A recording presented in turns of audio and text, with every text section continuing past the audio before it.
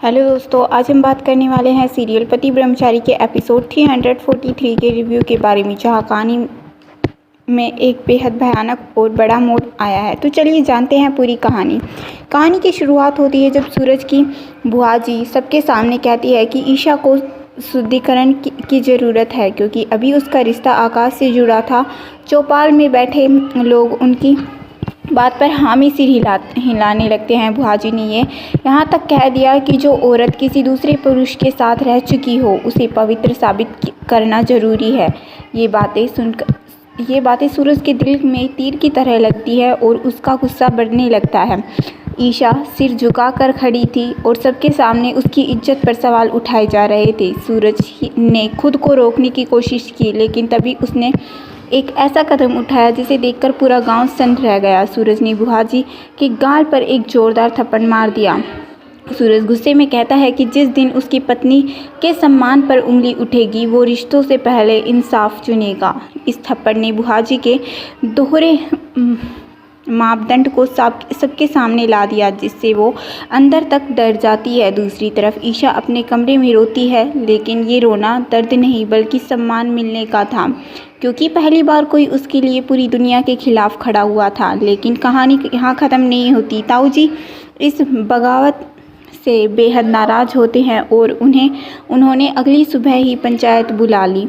पंचायत में बुआजी रोते हुए सूरज के खलनायक की तरह पेश करती है और कहती है कि वो परंपराओं का दुश्मन है। पंचायत बिना ईशा का पक्ष सुने एक भयानक फैसला सुनाती है कि ईशा को अपनी पवित्रता साबित करने के लिए जलते कोयलों पर चल कर अग्नि परीक्षा देनी होगी। इसके साथ ही सूरज और उसके समर्थकों को गांव के बाहर एक पुराने गोदाम में बंद कर दिया जाता है ताकि वो इसे रोक न सके। गोदाम के अंदर रस्सी से बंधा सूरज लगातार बाहर निकलने की कोशिश करता है। तभी उसे दीवार का एक कमज़ोर हिस्सा दिखता है और वो पूरी ताकत से दीवार तोड़कर बाहर निकलने में कामयाब हो जाता है। अगली सुबह गांव में जलते कोयलों की पट्टी बिछा दी जाती है। ईशा को सफ़ेद साड़ी पहनकर लाया जाता है। जैसे ही ईशा आगे बढ़ती है और उन जलते कोयलों पर गिरने वाली होती है, तभी पीछे से आवाज़ आती है, रुको। सूरज तेज़ी से आगे बढ़ता है और ईशा को अपनी बाहों में संभाल लेता है। सूरज पंचायत में खड़ा होकर कहता है कि अब अगर कोई उसकी पत्नी को छुएगा तो उसे जवाब मिलेगा। तभी बुआजी की बेटी चुटकी भी आगे आकर कहती है कि अगर ईशा की परीक्षा होगी तो मेरी भी होनी चाहिए। अपने ही घर में ऐसी आवाज़ सुनकर बुआजी हैरान रह जाती है और गांव के बाकी लोग भी पंचायत के इस अन्याय के खिलाफ खड़े होने लगते हैं। इसके बाद गांव में एक पुराने मंदिर की सफाई के दौरान एक पुराना संदूक मिलता है, जिसमें पुराने कागज़ और ईशा के लिखे कुछ खत मिलते हैं। उन खतों में से पता चलता है कि जब सूरज संघर्ष कर रहा था तब ईशा ने ही बिना नाम बताए हर कदम पर उसकी मदद की थी। साथ ही उन